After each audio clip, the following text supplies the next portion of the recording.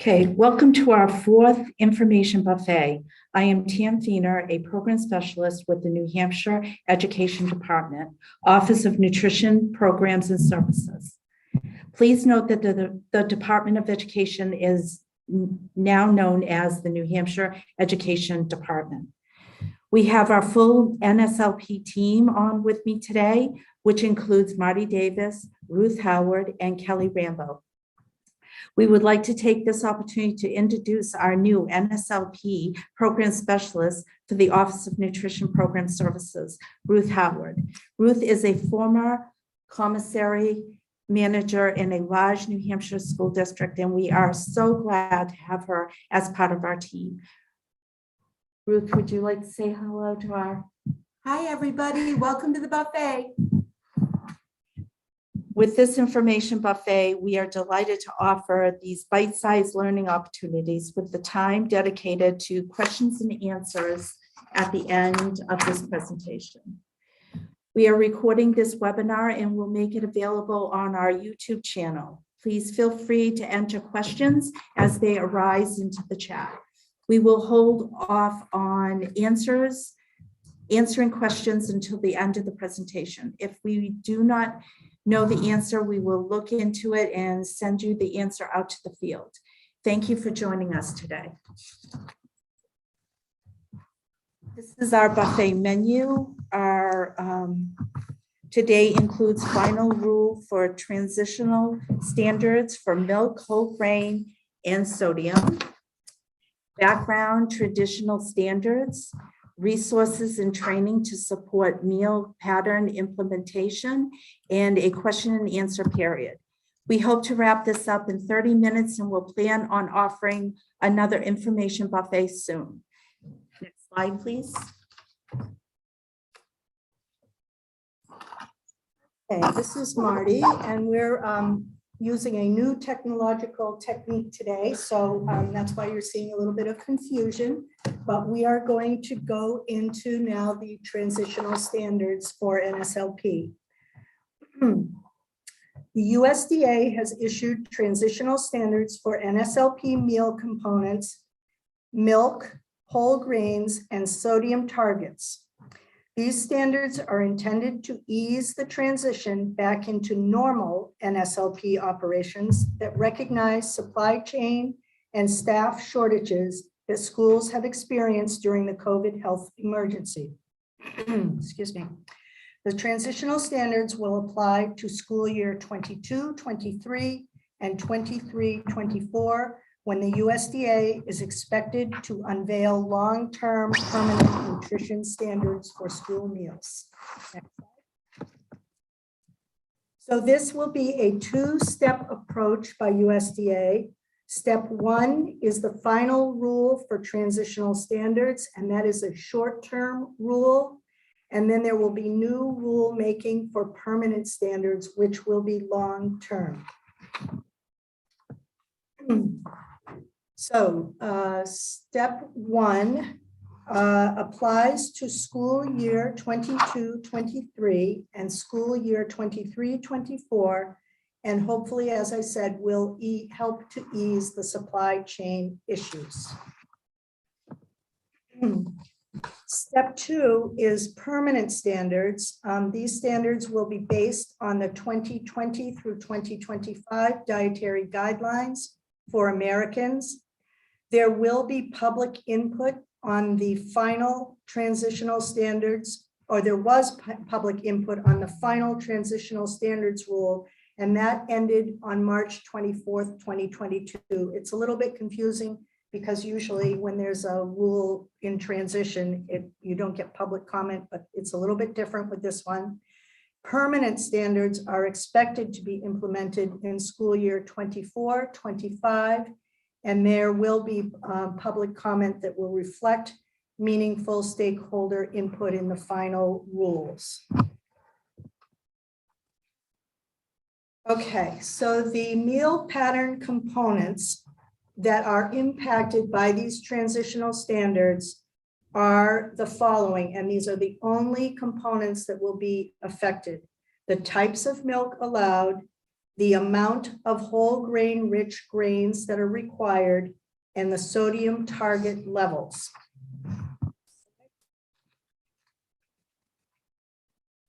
What is not impacted is the amount of food required in any component, fruits, vegetables, including those vegetable subgroups, meat alternate components, calorie ranges, saturated fat limits, and age grade groups. These are the ones that are not impacted.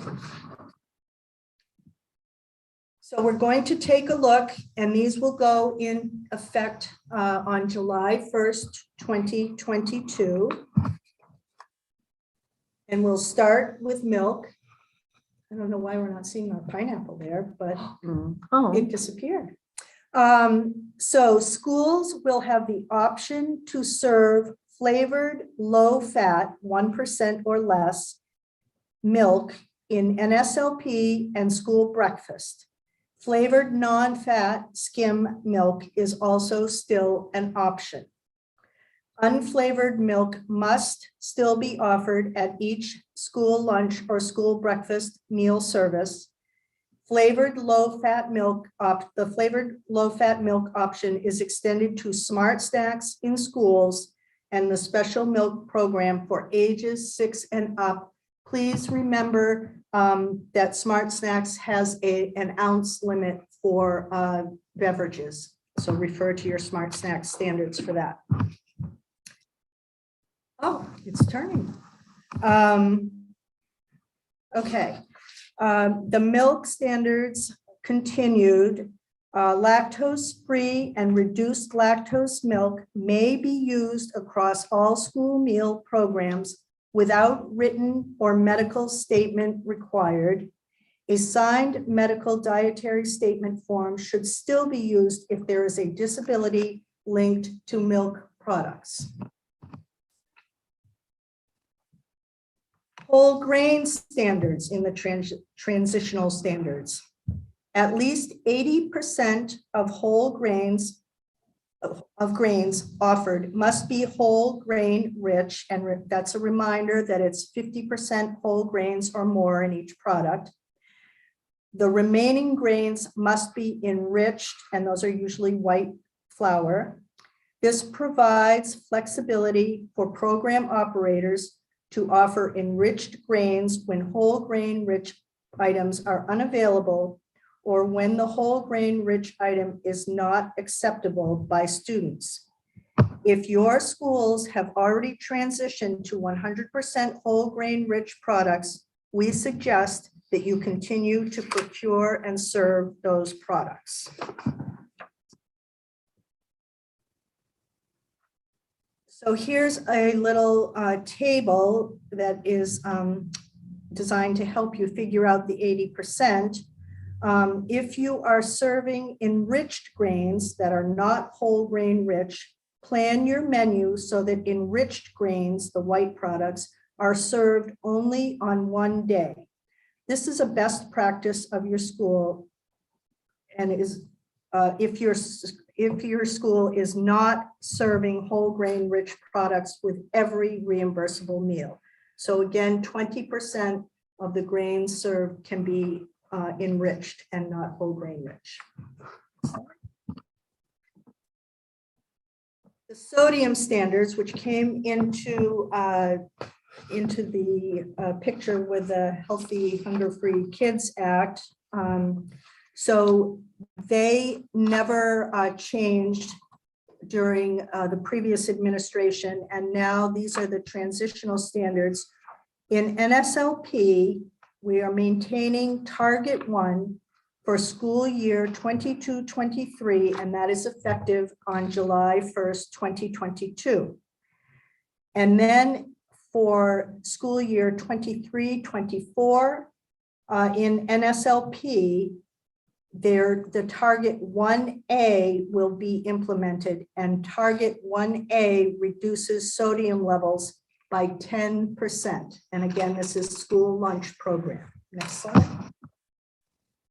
For school breakfast, you're going to maintain Target 1 for the school breakfast programs, in both 22-23 and school year 23-24. And again, this is effective on July 1st, 2022. So for a recap of the transitional standards, milk has the option to serve flavored, low-fat, that's 1% or less, milk in NSLP and school breakfast, and again, also in the special milk program and smart snacks for ages 6 and up. Whole grains, 80% of the grains offered weekly must be whole grain rich, and the remaining grains must be enriched. For sodium, the NSLP will have target 1 for year 22-23 and target 1A for 23-24. School breakfast maintains target 1 for both school years. Next slide. So the USDA has issued some infographics to help explain the road ahead with these transitional standards and going back to normal operations. This one is called The Road Ahead, Building Back Better with School Meals. It is an infographic, and the link for it is at the bottom of the slide. Let me just try to get rid of this at the bottom here. I don't know if you can see it. We're having a technical difficulty, so we will be able to post these links. Next slide, please. Oh, we need to go back one. Yeah, sorry. Okay, and here's another infographic that USDA has issued. 10 reasons to build back even better with school meals. And again, we'll send these links out to the field.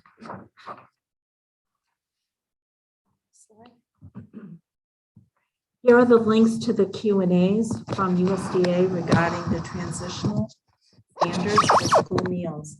As always, please contact our office with any questions you have.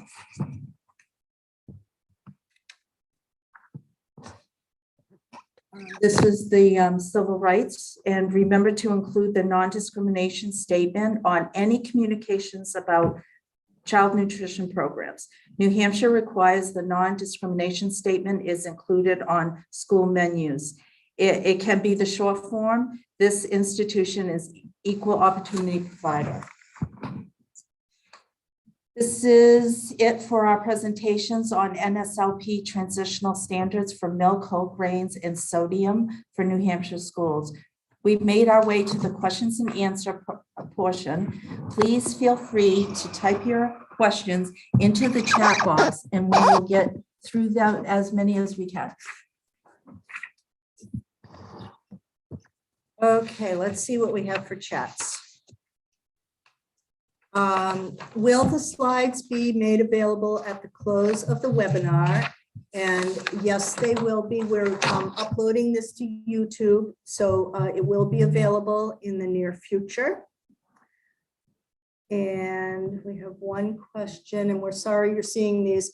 Is the 80% whole grain requirement based on the minimum required as shown in the chart or the total served? In other words, if a high school offers 15 whole grain equivalents, can 3 be? Yes.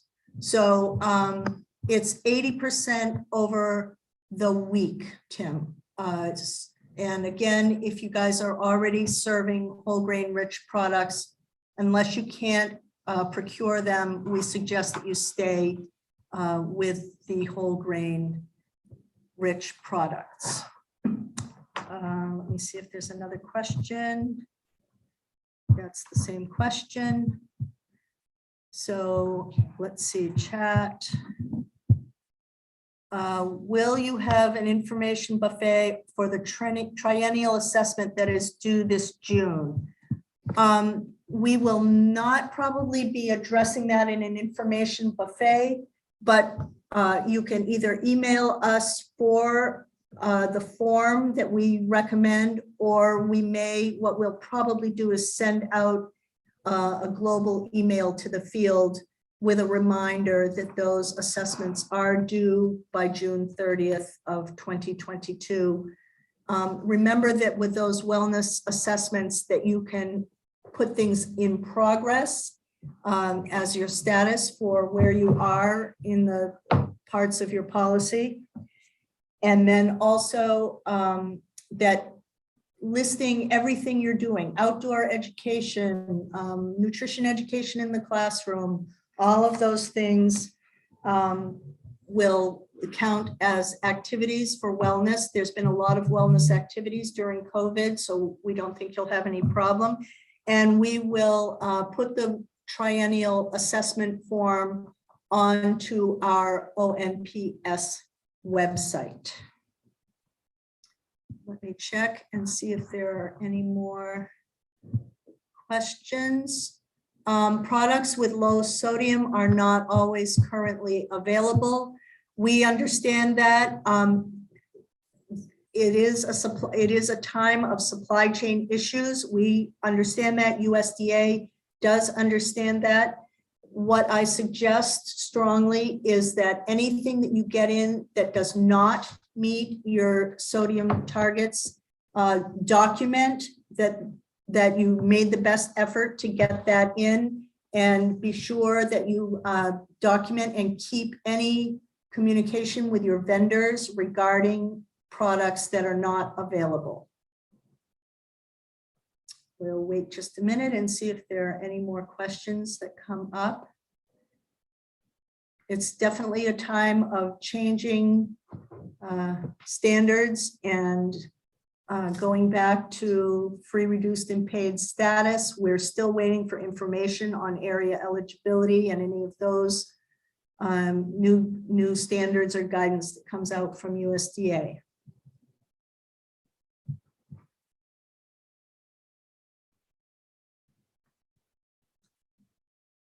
Any other questions?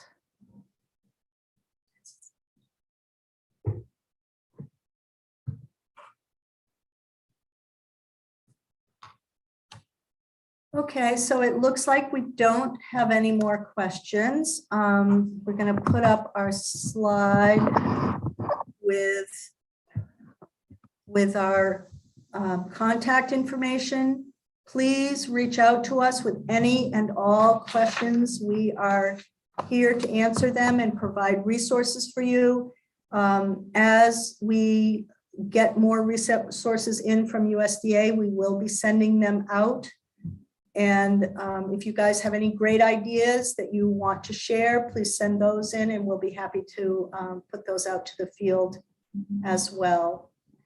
In the meantime, take good care of yourselves, and we will see you next month for our next information buffet. Thank you all.